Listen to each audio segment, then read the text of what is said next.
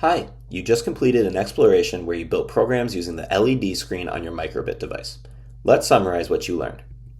We explored the LED coordinate system on our microbit devices and learned that each column and row is numbered from 0 to 4. So the center LED is going to have a coordinate value of 2, 2, because it has a value of 2 in the x direction and 2 in the y direction. And the LED highlighted here is going to have a coordinate value of 1, 4, because it has a value of 1 in the x direction and 4 in the y direction. We learned how to turn specific LEDs on by using the plot command. To use this command, we input the x and y coordinate values separated by a comma inside parentheses.